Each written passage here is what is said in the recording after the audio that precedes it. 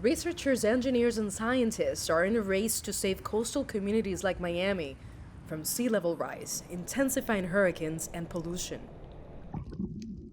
Coral reefs are one line of defense.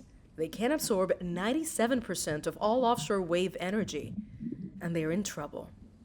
To put it into perspective, in the 60s and 70s, a wild, healthy coral reef would have about 40 to 50% living coral cover. So if that's this room, about half it would be living corals.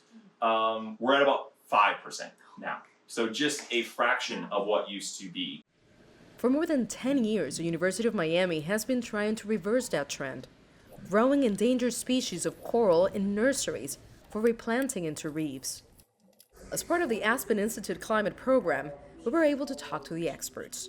We asked how their coral restoration program fared during Hurricane Irma in 2017 and Hurricane Ian last year.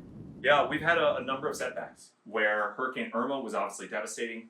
We had 3 different coral nurseries at that point. And Hurricane Ian was also surprisingly impactful here in Miami, Florida. Obviously much well understood for what it did on the West Coast.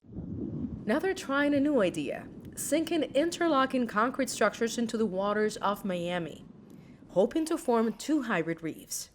The eco-friendly concrete will allow them to plant stress-tolerant corals as part of the overall structure. Landov Road Barbarigos is one of the project's lead investigators. Part of his research takes place here. This wind wave tank simulator can create Category 5 hurricane force winds of up to 250 kilometers per hour. Investigators use it to test new materials and commercial products designed for coastal water and storm-prone environments.